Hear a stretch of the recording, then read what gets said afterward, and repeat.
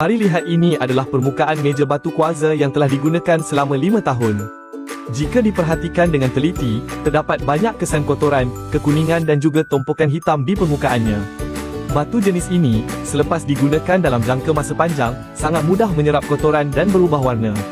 Tukar babak cuba bersihkan dengan kaedah biasa. Walaupun anda menggunakan berus, pencuci atau kaedah biasa, kotoran degil ini tetap tidak hilang. Permukaan batu kuarza memang sangat sukar dibersihkan dengan cara biasa.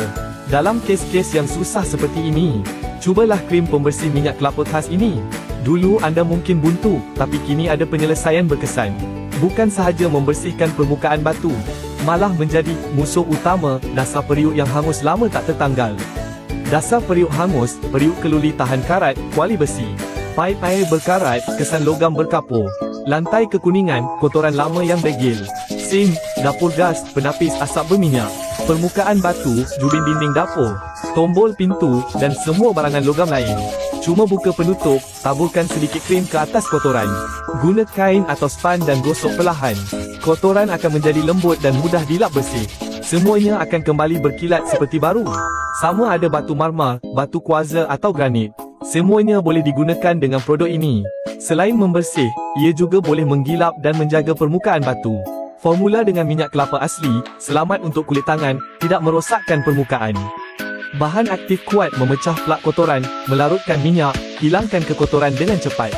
Tidak perlu banyak tenaga, tak perlu pakai sarung tangan. Pada masa ini, pengeluar sedang menjalankan promosi istimewa. Hanya 200 unit pertama akan dapat diskaun besar. Selepas promosi tamat, harga akan kembali seperti biasa, rugi kalau terlepas. Periksa sudut kiri bawah skrin jika masih ada stok, cepat-cepat buat pesanan. Krim pembersih minyak kelapa bersih dari dasar periuk ke permukaan meja. Bersih dari dapur ke lantai, dari keluli ke jubin. Satu produk selesaikan semua masalah kebersihan dapur. Mudah digunakan, berkesan, harga sangat berpatutan. Periksa segera sudut bawah skrin kalau masih ada, jangan tunggu lagi. Beli sekali pasti ketagih guna.